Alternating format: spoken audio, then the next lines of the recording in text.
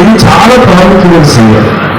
అయితే ఈ బిడ్డను కొద్ది కాలం ఈ ఇందాక తమ్ముడు కూడా చెప్తూ వచ్చాడు. చూడండి, కీర్తన 139లో ఈ మాట రాయబడింది.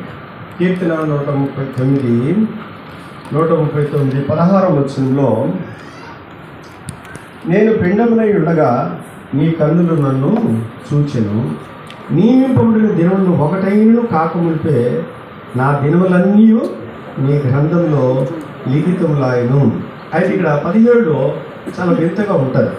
ఇది ఎవరు కూడా మరి దావీదు ఎందుకు ఇలా చెప్పాడో తెలియదు. చూడండి, నాకు ఏమంటాడే, దేవా నీ తలంపులు నాకెంతో ప్రియమైనవి, వాటి మొత్తం ఎంతో గొప్పది, వాటి లెక్కించదనుకుంటున్నా, అవి ఇసుక కంటే లెక్కకు మించి ఉన్నవి, నేను మెలుకుంటున్నా ఇంకా కదా ఉంది. ఇది ఏమంటే, దేవా నీ తలంపులు నాకు ఎంతో ప్రియమైనవి, వాటి మొత్తం ఎంత గొప్పది. దేవుని యొక్క తలంపులు చాలా ప్రియమైనది, చాలా ప్రియమైన దానికి చాలా ప్రియమైన అంటున్నాడు. అంటే దేవుడు ఏంటి తలంచాడు ఈ బిడ్డ ఎవరంటే, ఈ బిడ్డ ఒక 3 years ago ఏదో భూమి ఉండాలి, అది దేవుని యొక్క సంకల్పం.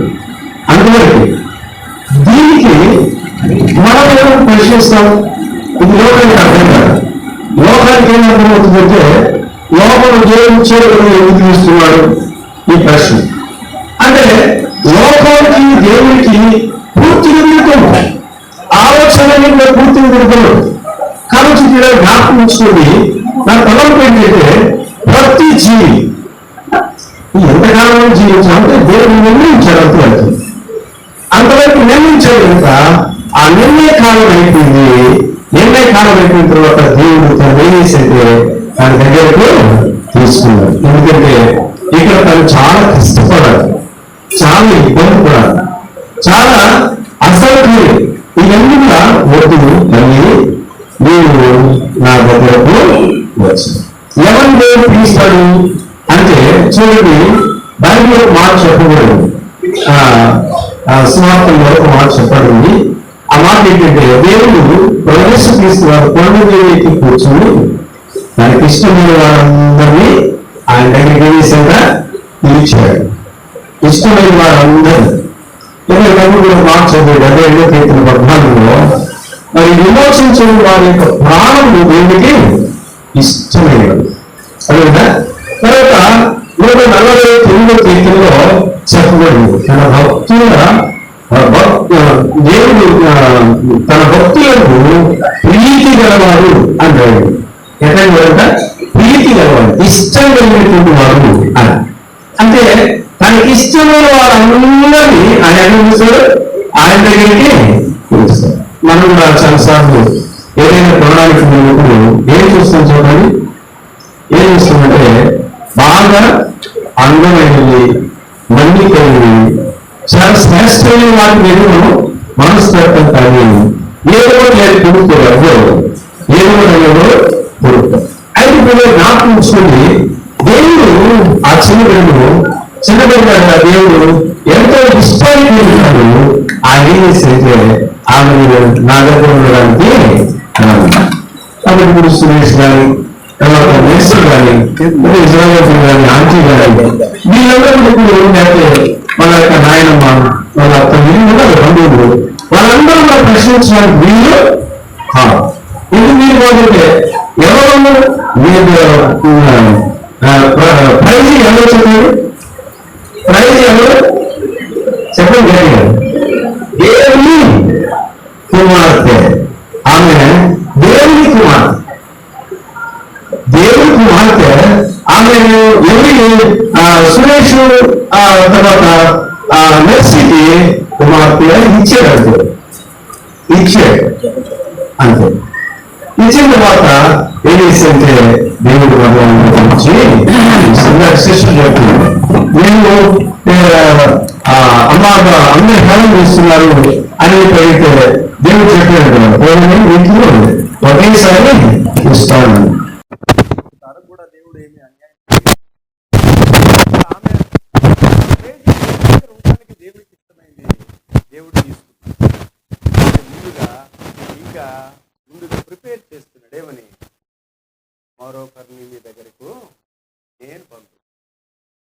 ప్రైజీ మీకు వద్దు, ప్రైజీ మీ దగ్గర ఉంది, ప్రైజీ నా దగ్గర ఉంది. అన్యాయమా? ఏడవకూడదు. ఏడతానికి మనకి ప్రైజీ దేవుని దగ్గర దేవునితో ఉండాలి. ఆమెను ఎక్కువగా దేవుడు ప్రేమించాడు కాబట్టి మనము ఖచ్చితంగా దీన్ని యాక్సెప్ట్ చేయాలి, దీన్ని అంగీకరించాలి. దాన్ని అంగీకరించిన మనం ఏం చెప్పాలంటే, దేవుడు 7 కుమారులు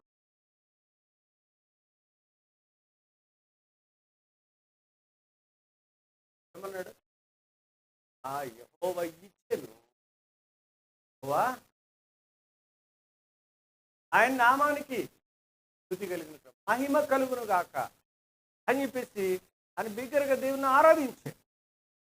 ఏ స్నేహితులారా, ఒకవేళ మీరు అనొచ్చు, పెయిన్ నీకు వచ్చినప్పుడు ఎందుకు అదే ఆలోచించాను. ఒకవేళ ఇలాంటి పెయిన్ నా జీవితంలో బేర్ చేయగలుగుతాను, ఖచ్చితంగా చేయాలి. ఎందుకంటే లోకములో వాళ్ళకి అర్థం కాదు, లోకంలో వారికి ఈ విషయాలు తెలియదు, లోకంలో వారికి ఒక నిరీక్షణ లేదు. కాబట్టి వారు దుఃఖించు. అందుకే అన్నాడు దేవుడు, పౌలు చెప్పాడు, వారి విషయం మీకు మరి తెలియకుండా నాకు ఇష్టం లేదు, నిరీక్షణ లేని వలే. మనం కూడా ఏం చేస్తామంటే రాకపోయినా ఏం చేస్తాం, వాళ్ళని ఏడిపిస్తాం. ఎందుకు మనం వచ్చేది ఎందుకు బంధువులు? వారిని ఆదరించడానికి, కీర్తించడానికి కాదు, వారిని ఇంకా వారి యొక్క దుఃఖాన్ని అధికం చేయడానికి కాదు. జ్ఞాపకం. ఒక దైవ సేవకుని గురించి విన్నాను. నేను మాట చెప్పాలనుకుంటున్నాను. క్రైస్తవ జీవితంలో చాలాసార్లు డిఫరెంట్గా ఉంటుంది. ఒకసారి గుంటూరులోనే ఒక బరియల్ ఒక సిస్టర్ చనిపోయారు. ఆన్లైన్ ప్రేయర్ జరుగుతున్నప్పుడు నన్ను పూర్ణచంద్ర అని అన్నాడు, మీరు స్థలానికి వెళ్ళాలి, అక్కడికి పరిచయం చేసి రావాలి, నైట్ కొంత అక్కడ పాటలు పాడి కొన్ని వాక్యం చెప్పి మీరు రండి అని చెప్పేసి మాకు వ్యాన్ ఇచ్చాం.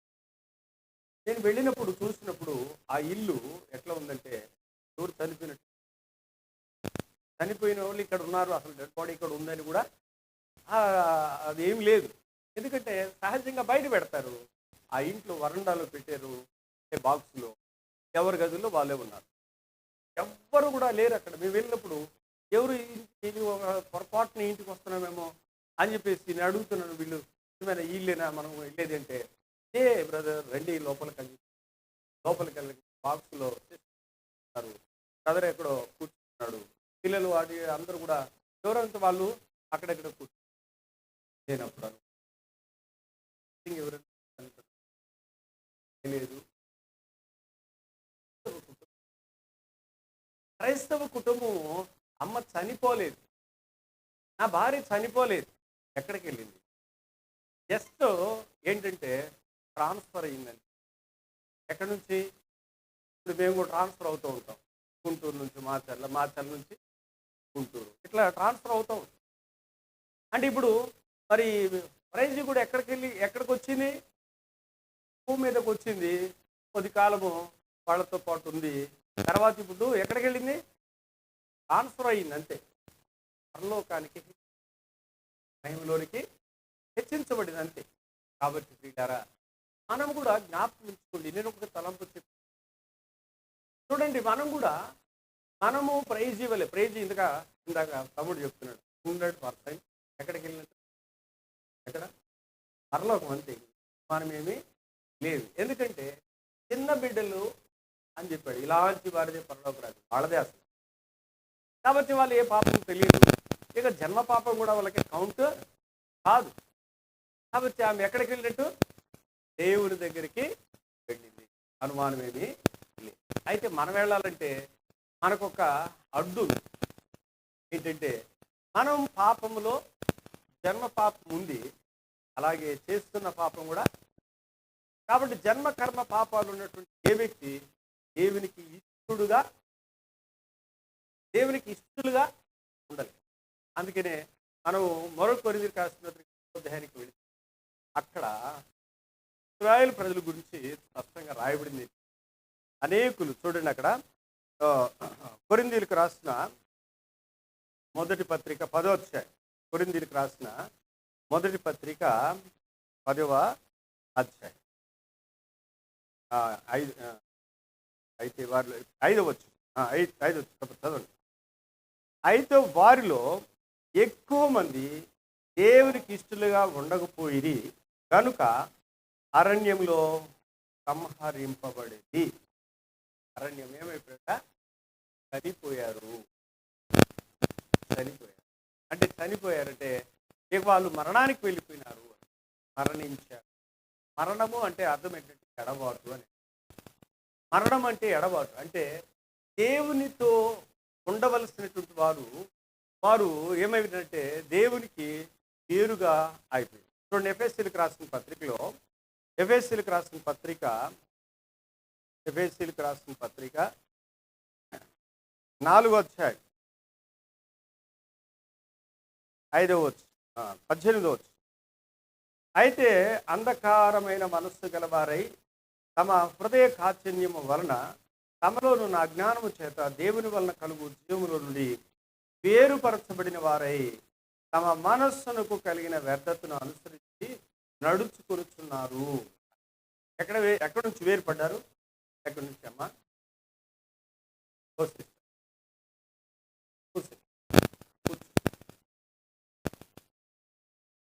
ఇక్కడ అంటాడు దేవుని వలన కలుగు జీవములో నుండి వేరుపడిన వారే. ఎక్కడి నుంచి వేరుపడ్డారంట? పాపముల చేత అపరాధముల చేత మనము ఆ దేవుని జీవములో నుంచి ఏమై ఉంటాం? వేరుపరచబడ్డాం. అంటే ఇది ఆత్మీయ మరణం. మరణించారు. చాలా మంది ప్రియులారా నేటి దినమున పాపములు చేసినటువంటి వారంగా ఉండి పాపముల చేత అపరాధముల చేత దేవుని వల్ల కలిగే జీవముల నుంచి మనం ఏమైపోయాం? వేరుపరచబడ్డాం. మరణంలో ఉన్నాం. తర్వాత రెండవదిగా మనం గమనించినట్లయితే నిత్యమైనటువంటి మరణానికి వెళ్ళబోతున్నాం. ఒక దినము నిత్యమైన మరణంలోనికి మనము వెళ్ళబోతున్నాం. చూడండి మత్తయి సువార్త 25వ అధ్యాయం 41వ వచనం. 25వ అధ్యాయం 41వ వచనం. చూడండి అక్కడ అంటున్నాడు, అప్పుడు ఆయన ఎడమవైపు ఉండే వారిని చూసి శపించబడిన వారులారా నన్ను విడిచి అపవాదికి వారి దూతలకు సిద్ధపరచబడిన నిత్య అగ్నిలోనికి పోండి. ఎక్కడ పోవాలా? నిత్య అగ్ని అని. ఈ అగ్ని గురించి ప్రణంగా రాయబడింది రెండవ మరణము. అంటే ఇక ఎన్నటికి దేవునితో కలుసుకోలేనటువంటి నిత్యమైనటువంటి ఎడబాటు దీన్ని మరణం. కాబట్టి జ్ఞాపకం చేసి ఇక్కడ చేరొచ్చినటువంటి మనం ఎవరైనా నీవు ఎలాంటి స్థితిలో ఉన్నావు? దేవునికి ప్రియమైన బిడ్డగానే ఉండాలంటే దేవునికి నీవు ఇష్టంగా ఉండి ఆయన వచ్చినప్పుడు నిన్ను పిలవాలన్నా, నీవు ఒకవేళ ఈ లోకాన్ని విడిచిపెడితే నీవు ఆయన దగ్గరికి ఎక్కి వెళ్ళాలన్నా నీవు ఎలా ఉండాలంటే ఇష్టమైనటువంటి వ్యక్తిగా ఉండాలి. ఇష్టమైనటువంటి వ్యక్తిగా ఉండాలంటే నీ పాపం నుంచి విడుదల పొంది దేవునితోటి కలుసుకోవాలి. అయితే నువ్వు చేయవలసింది ఏమి లేదు. యోహాను సువార్తలో స్పష్టంగా చెప్పబడింది. చూడండి యోహాను సువార్త 5వ అధ్యాయం. యోహాను సువార్త 5వ అధ్యాయము 24వ వచనం. నా మాట విని నన్ను పంపిన వారిని విశ్వాసం ఉంచువాడు నిత్య జీవం కలవాడు. వాడు తీర్పులోనికి రాక మరణములో నుండి జీవములోనికి దాచి ఉన్నాడని నీతో నిశ్చయముగా చెప్పుచున్నాను. కాబట్టి ఇక ఎప్పుడైతే నీవు యేసు క్రీస్తు యొక్క మాటను విన్నావో, దేవుని మాట విన్నావో, ఆయన పంపిన వాని ప్రభు యేసు క్రీస్తునందు నీవు విశ్వాసం ఉంచావో, నీవు ఇక మరణం నీకు లేదు. కాబట్టి నీవు రక్షణ పొందుతావు. నీవు మరణంలో నుంచి జీవంలోనికి దాటించబడతావు. నీ పాపం క్షమించబడుతుంది. నీ యొక్క పాపములు ప్రభు యేసు క్రీస్తు రక్తంతో కడగబడుతున్నాయి. కాబట్టి ఇప్పుడు దేవుని ఆత్మ నీ లోపలికి వస్తుంది. నీవు దేవునితో ఉంటావు, దేవునిలో ఉంటావు. ఇక నీకు శిక్ష ఉండదు. రోమీలకు రాసిన పత్రిక 8:1 మనం గమనించినట్టే అక్కడ రాయబడింది. చదవండి ఎవరైనా. రోమా 8:1. కాబట్టి ఇప్పుడు క్రీస్తు యేసునందున్న వారికి ఏ శిక్ష విధి లేదు. ఇప్పుడు క్రీస్తు యేసునందున్న వారికి, ఇప్పుడు నువ్వు క్రీస్తు యేసులో ఉంటే ఇక నువ్వు శిక్ష నుంచి తప్పించు. నీకు మరణం లేదు, నీకు మరణం లేదు. మరణం అంటే భయం కూడా. అందుకే అపోస్తలుడు నా మట్టుకై బ్రతుకుట సావైతే నాకు లాభం. కీర్తనకారుడు అంటున్నాడు, ఏమంటున్నాడు ఆయన? భక్తుల మరణము యెహోవా దృష్టికి విలువైంది. ఆయన దావీదు తన కుమారుడు అయినా లోకులందరూ వెళ్ళవలసిన దుఃఖపడదు, కానీ ఇవ్వబడిన బాధ్యతలు దానికి ప్రభునందు ప్రియులారా, భక్తులకు మరణం అంటే భయం లేదు, మరణ భయం లేదు. ఎందుకంటే మరణము ఏంటి అంటే ఆన్సర్ అవడమే, హెచ్చించబడడం, మహిమలోనికి హెచ్చి. కాబట్టి నేను కాదు ప్రశ్న, చిన్న బిడ్డ ఏమంటుందంటే, మీరందరూ నా దగ్గరకు వచ్చారు మంచి, నేను దేవునికి ఇష్టంగా ఉన్నాను, దేవుడు నన్ను త్వరగా. అయితే మరి మీరు, మీ సంగతి ఏంటి? మీరు దేవునికి ఇష్టంగా ఉన్నారా? మరణము నుంచి మీరు విడిపించబడ్డారా? పాపం పోయిందా? దేవునికి ఇష్టమైన జీవితం నీకుందా? అయితే మరి నువ్వు నాతో కూడా ఉంటావు, నువ్వు నాతో కూడా ఉంటావు. ఒక దేవుడు నన్ను చూస్తావు, ఏ దేహంతో కాదు, ఆ చక్కటి మహిమా దేహంతో, మహిమలో దేవునితో చక్కగా దేవదు మానంగా వారు చక్కగా దేవుని వాక్యము. కాబట్టి ప్రియ స్నేహితులారా, అయిలారా, ఇక్కడ ఒకవేళ అంకులను ప్రేమించో, లేకపోతే పాపను ప్రేమించో, వాళ్ళ కుటుంబాన్ని ప్రేమించో, నువ్వు వచ్చావు మంచిదే. నీకు ఈ ప్రశ్న నీకు వేయబడుతుంది, నీవేంటి, నీవు ఎలాంటి స్థితిలో ఉన్నావు? పాపంలో ఉంటే నీవు నీ విషయమే దుఃఖించాలి. ఒకవేళ నువ్వు దేవునికి ఇష్టం లేకపోతే నీ విషయమే నువ్వు ఏడవాలి. అందుకే యేసు ప్రభువారు సిలువ మరణము, సిలువ వేయడానికి తీసుకెళ్తున్న యెరూషలేము వీధుల్లో వాళ్ళని ఒక్క నిమిషం ఆగి ఒక మాట అన్నాడు. ఏమన్నాడు? అలారా, నా కోసం మీరు ఏడవద్దు, నీ కోసం, మీ బిడ్డల కోసం అర్థమైందండి? నీ కోసం, మీ బిడ్డల కోసం ఏడవండి. కాబట్టి ప్రియ స్నేహితులారా, అయిలారా, ఇక్కడ నేను దేవునికి ప్రియమైనటువంటి, అందుకే నన్ను చాలా త్వరగా వెళ్ళిపోయాడు. దేవునితో కూడా చిరకాలం దేవునితో కూడా చక్కగా మీ సంగతి. అయితే అక్కడ మరి ప్రైజ్ చక్కగా ఎక్కడుంది, ఎలా ఉంది అంటే ఒక 2 మాటలు మీకు జ్ఞాపకం చేసి నేను ముగిస్తాను. చూడండి, ఇక్కడ మనం ప్రకటన గ్రంథంలో కనుక చూస్తే, ప్రకటన గ్రంథంలో మనం గమనించినట్లయితే చూడండి 3వ అధ్యాయం. రండి, 3వ అధ్యాయము వచ్చిన చూపించగన పోవచ్చు చెప్పి మీరు ముందుకు వెళ్తారు. 4వ వచనం. అయితే తమ వస్త్రములను అపవిత్రపరుచుకుని కొందరు సార్దీసులోని యొద్ద ఉన్నారు. వారు అర్హులు కనుక తెల్లని వస్త్రములు ధరించుకుని నాతో కూడా సంచరించరు. ఏం చేస్తారని చెప్పండి? నాతో కూడా అంటే అర్హులు అంటే ఏంటి అర్హత? దేవునితో ఉండేటువంటి, దేవునిలో నివసించినటువంటి. కాబట్టి ఇప్పుడు ఈ బిడ్డ దేవుని కొరకు ఏర్పాటు చేయబడినటువంటి ఒక పాత్ర. ఆ పాత్ర మరి దేవుడు ఎన్నుకున్నాడు, తీసుకొచ్చాడు, తీసుకుని అయితే ఇప్పుడు తనకి అక్కడ ఏముందంటే తెల్లని వస్త్రాలు ధరించు. తర్వాత రెండవదిగా మనం చూస్తే రండి, ప్రకటన గ్రంథము 14వ అధ్యాయం 14వ అధ్యాయంలో రండి 3వ వచనం. వారు సింహాసనం మీదట ఆ 4 జీవుల ఎదుటను పెద్దల ఎదుటను ఒక క్రొత్త కీర్తన పాడుతున్నారు. భూలోకము నుండి కొనబడిన ఆ 144,000 మంది తప్ప మరి ఎవరును ఆ కీర్తన నేర్చుకున్నారు. వీరు స్త్రీ సాంగత్యమున అపవిత్రులు కాని వారును స్త్రీ సాంగత్యమును ఎరుగు వారిని ఉండి గొర్రె పిల్ల ఎక్కడికి పోవునో అక్కడికెల్లా ఆయన వెంబడించు. వీరు దేవుని కొరకు గొర్రె పిల్ల కొరకును ప్రథమ ఫలముగా ఉండుటకై మనుషుల నుంచి కొనబడిన వారు. వీరి నోట ఏ అబద్ధమును కనబడలేదు. వీరు అనిందులు. చెప్పండి, గొర్రె పిల్ల ఎక్కడికి పోనో అక్కడికెల్లా వెళుతున్నారు. అంటే ఇక్కడ వీళ్ళు అపవిత్రత లేనటువంటి వారు అన్నాడు.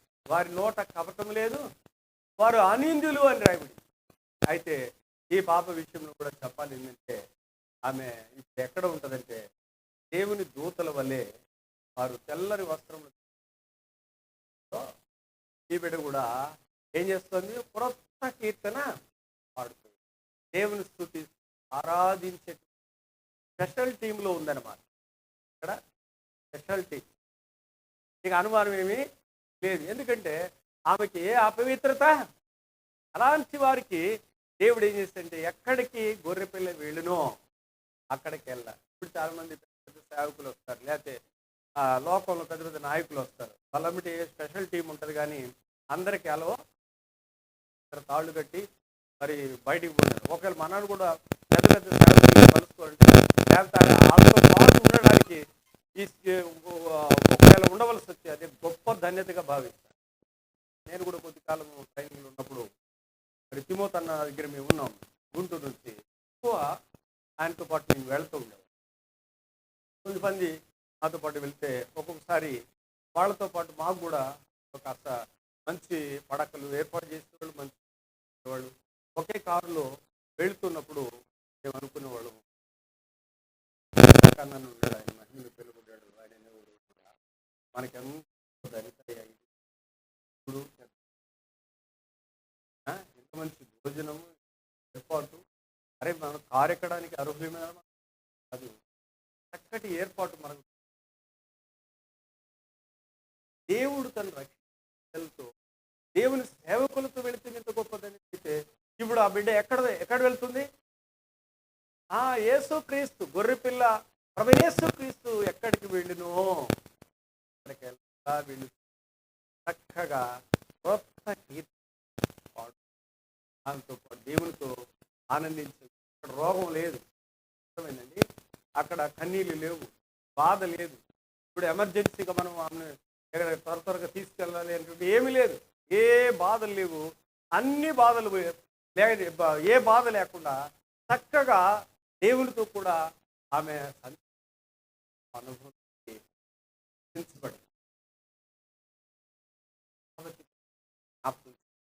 అంతేకాదు ఇంకా చాలా విషయాలు మనం అది ఇవన్నీ చెప్పడానికి వీలు పడదు. కానీ అయితే రక్షించబడినటువంటి ఉన్నటువంటి స్థితి ఏంటంటే, ఒకవేళ నువ్వు రక్షించబడి ఉంటే, ఒకవేళ ఈ స్పెషల్ టీంలో నువ్వు ఉండకపోవచ్చు, కానీ ప్రకటన గ్రంథంలోకి ఒక మాట ఉంది చూడండి.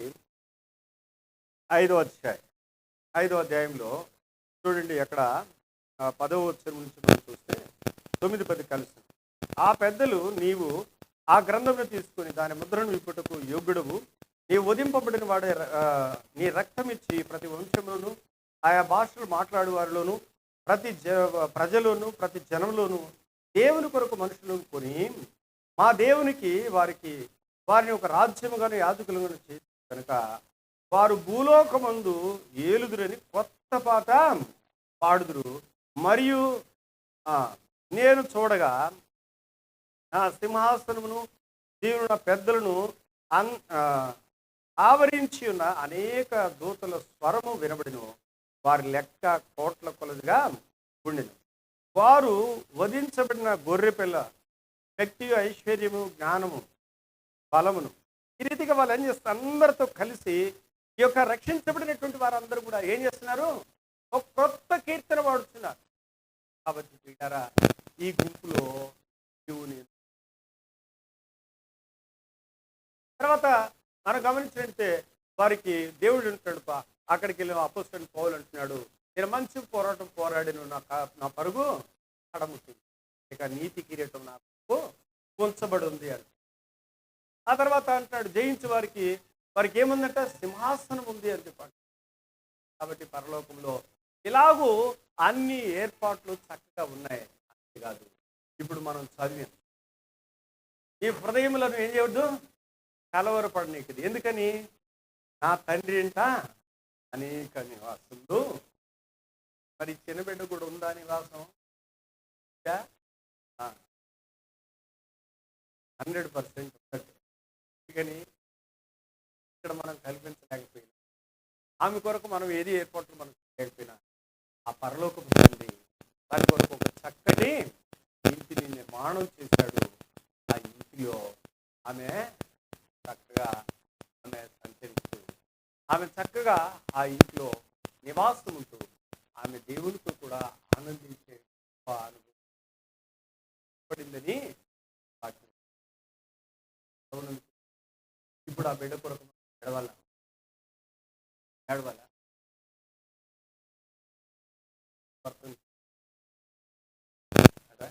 నేను మంచిగా ఉంటాం, నీకు ఇష్టం లేదని. ఇప్పుడు మనం అది కాదు, కానీ ఇప్పుడు తెలియక ఆ యొక్క భావాన్ని మనం, అది ఆమెతో ఉన్న అటాచ్మెంట్ని అర్థం చేసుకొని దాన్ని బట్టి దుఃఖపడుతున్నారు. కానీ వాక్యం ఆమె ఉన్నతమైన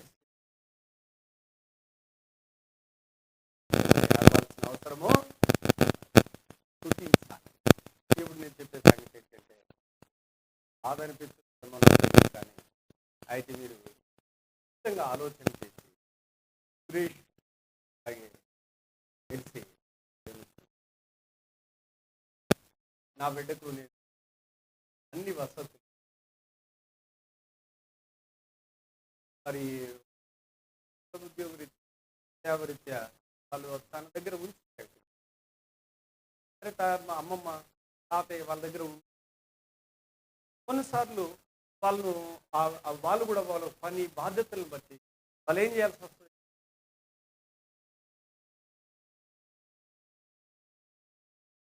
దేవుడు అన్ని విధాల ఆమెతో ఉండడానికి ఇక్కడ, అంతేకాకుండా అక్కడ కూడా ఆమెను అంటుకొని, ఆమె ఎక్కడుంటుందో అక్కడ, ఆయన ఎక్కడుంటాడో ఆమె కూడా అక్కడ చక్కగా అక్కడ ఉంది. ఆమెకు దేవదూత సమాన రూపం కలిగి ఉంది. ఆమె తెల్లని వస్త్రాలు ధరించుకుంది. ఆమె కిరీటధారిగా ఉంది. కొత్త కీర్తన పాడుతూ ఆ అనిందుల గుంపులో ఈమె కూడా ఒకరిగా చేరి దేవుని స్తుతించి ఆరాధించి సంతోషంగా ఉంది.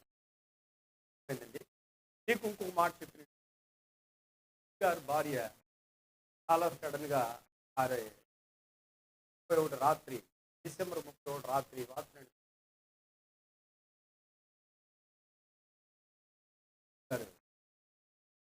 ఆయన భార్య నాకు కావాల్సింది, ఆయన గట్టిగా ప్రార్థన చేశారు. ఆమె తిరిగి ఆమె ఒక ఏముందంటే, ఎందుకు నన్ను వెనక్కి పెట్టి అంటే చెప్పినట్టు ఆ లోకం అద్భుతమైంది. ఇక నేను అక్కడికి వెళ్ళాను, దగ్గరికి ప్రైజ్ని కూడా మీరు అదే చెప్పండి. ఎందుకంటే చాలా బాగా అక్కడ పరలోకం అక్కడ చాలా, ఈ లోకము కంటే ఆ లోకం చాలా అద్భుతంగా ఉంది. కానీ ఇక్కడ మీరు తాతగారు, మీరు నన్ను పిలవద్దు, ఏడుస్తామా? ఏడవచ్చు. చాలా ఉన్నాయి కదా, ఎందుకని ఇష్టం లేదంటే, మీరంటే నాకు చాలా ఇష్టం. నాకు అప్పటి వరకు నేను వెయిట్ చేస్తాను, కానీ నేను ఇప్పుడు మాత్రం రాలేను. లోకానికి, అద్భుతమైనటువంటి పరలోకానికి.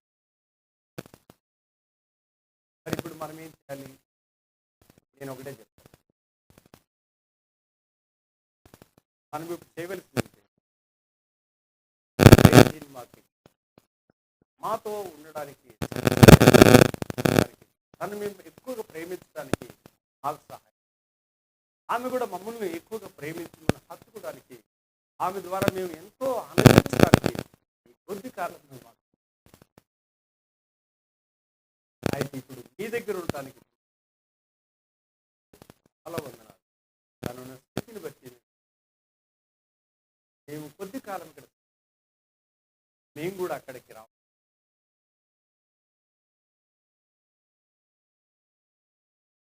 వచ్చిన మీలో ఎవరైనా ఇంకా సిద్ధపడదు.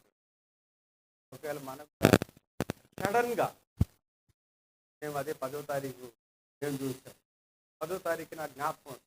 10వ తారీఖు ఒక మ్యారేజ్లో ఆ అంకుల్ వాళ్ళు ఆ బుగ్గ పట్టుకొని అది బాగున్నావా అని చెప్పేసి, నేను ఎక్కువ పిల్లలతో చిన్నపిల్లలకి ఎక్కువగా ఉండదు కానీ అదే బుగ్గ పట్టుకొని అటు ఊపి అన్నాను బాగున్నావా అని చెప్పి అడిగేది. అంటే ఏంటి బాగా వీక్.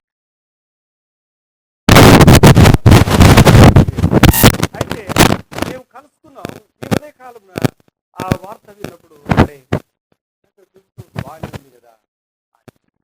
కాబట్టి ఇప్పుడు మనకు మరణం వస్తుంది అనేది తెలియదు మనకి, అది ఆకస్మికంగా వచ్చేది.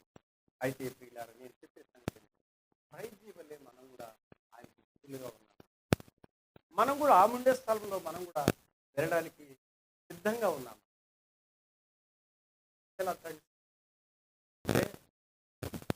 ఇది నీకు మిక్కిలి అనుకూలమైన రేపు నీది కాదు, నిన్న తిరిగి రాదు. కాబట్టి ఇప్పుడు ఇవి చిన్న ప్రార్థన.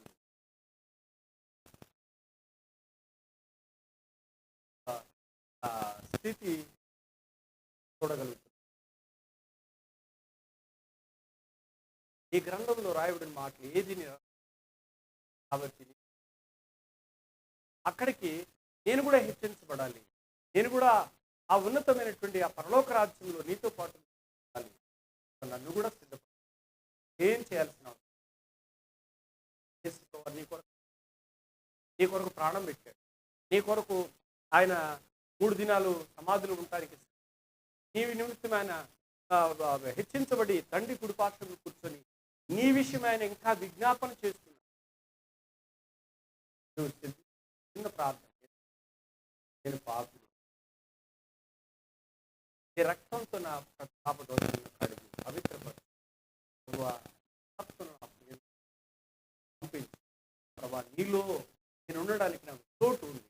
కాబట్టి నీలో నివసించడానికి నాకు ఎప్పుడైతే ఈ ప్రార్థన చేసి నేను నమ్ముతున్నాను, ఆయన నేను నన్ను చేర్చుకున్నాడు అని విశ్వసించాను. ఈ దినమే నీకు రక్షణ. కాబట్టి నీవు శిక్ష నుంచి విడిపించబడతావు. నీవు కూడా మరణించే దేవునికి కూడా ఇంకొక విషయం ఏంటంటే,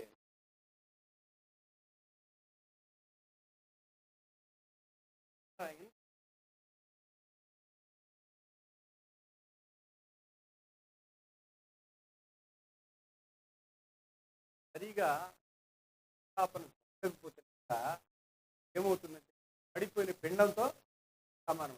ఏమవుతుంది?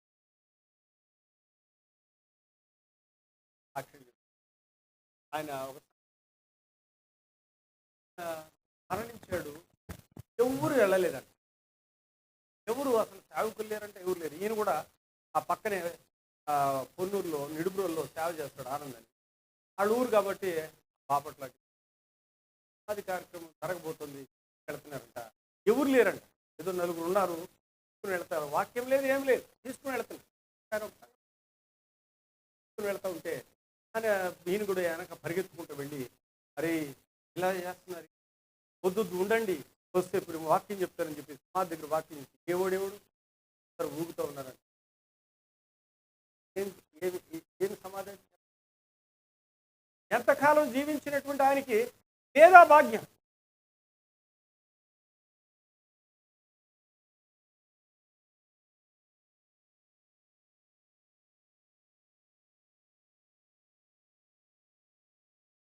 కాబట్టి ప్రభునందు ప్రియ స్నేహితులారా, అందరూ కూడా రాజ్యం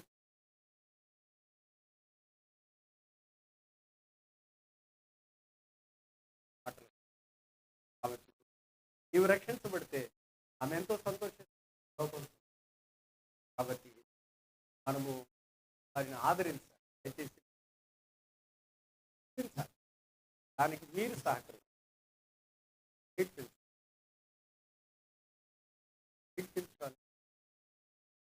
ఆదరించాలి. వచ్చి ప్రత్యేకంగా కలిసి ఏడిపించాలి. ఆదరించాలి. ధైర్యంగా కదా ఆ పరలోకంలో ఉన్నతమైన స్థితి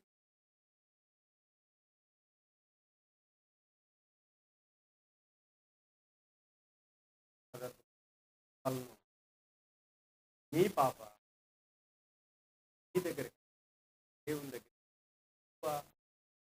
ఉండడము విలువైంది, అవసరమైంది. అయితే మీకు ఇంకా 2 నెలల్లో మరలా దేవుడు మీకు బాబు పాపను ఆయన అరేంజ్ చేశాడు అంతా.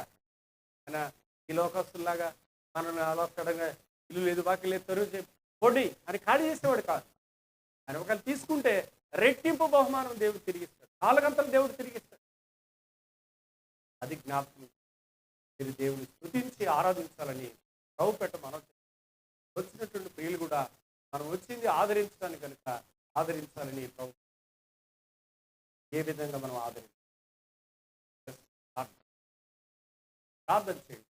ప్రభువా ఎర్సీని ఆదరించి, ప్రభువా సురేష్ని ఆదరించి, అట్లాగే అంకుల్ని ఆదరించారు, అలాగే వాళ్ళ మామయ్య కిడ్నీ పెంచారు, చేతుల మీద పెంచుకు వచ్చారు. చాలా మంది కిరణ్ ఉన్నాడు, పెంచుతూ అన్నం తినిపిస్తూ చాలా సన్నిహితంగా ఉన్నారు. అందరూ ఆదరించబడాలి. కాబట్టి జస్ట్ ప్రే.